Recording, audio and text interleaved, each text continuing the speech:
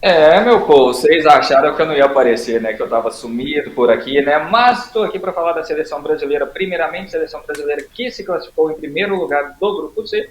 Espera agora aí o adversário que sai do grupo, que tem Japão, Holanda, Suécia e Tunísia.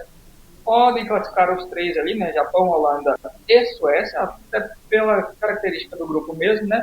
E pelos critérios de desempate que nós vamos observar ao longo, né, da competição.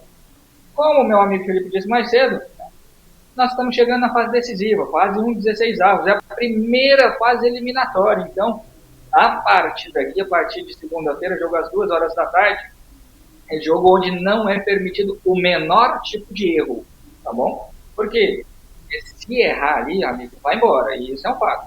E aí vamos a um detalhe que é o seguinte, falando sobre a seleção brasileira, me questionaram hoje, inclusive vou mandar um abraço para a galera do futebol que eu jogo, geralmente aos sábados aqui, Diomar, Lucas, William, não vou falar com todo mundo não, vocês se viram aí depois, tá bom?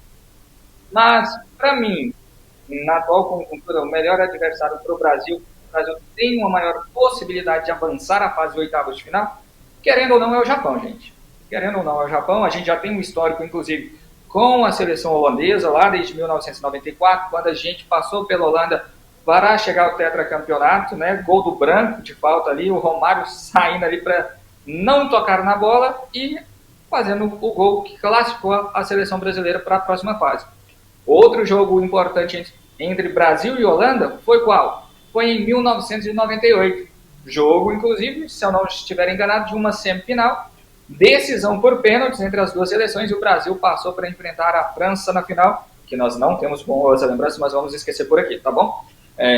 Então, para mim, nesse sentido, o Japão, por mais que tenha evoluído desde a chegada do Zico, que foi treinador da seleção japonesa, que foi para o futebol japonês e que foi um brasileiro que mudou completamente o futebol japonês e tem evoluído desde então, ainda não chega ao nível, por exemplo, de bater de frente, né, eu diria, com a seleção brasileira para conquistar uma vaga nas oitavas de finais. Isso não quer dizer que, por ela ter eliminado seleções grandes em outras competições, como por exemplo a Espanha em uma outra Copa do Mundo, ela não tenha condições, tá? Ela tem condição, até porque o jogo é jogado e lambaria é pescado, como a gente conhece bem no ditado popular. Mas, como eu disse anteriormente, voltando aqui e para salientar, é um jogo que não permite qualquer tipo de erro. O menor erro possível é sinônimo de arrumar as malas e voltar para casa. Então o Brasil tem que ter o mesmo espírito e o mesmo pensamento e posicionamento que teve no jogo de ontem contra a Escócia. Então agora é aguardar para ver como o Brasil vai se sair nessa próxima fase, fase que já é eliminatória, e contra quem a nossa seleção joga na segunda-feira às 2 da tarde. Eu volto a qualquer momento com muito mais para você.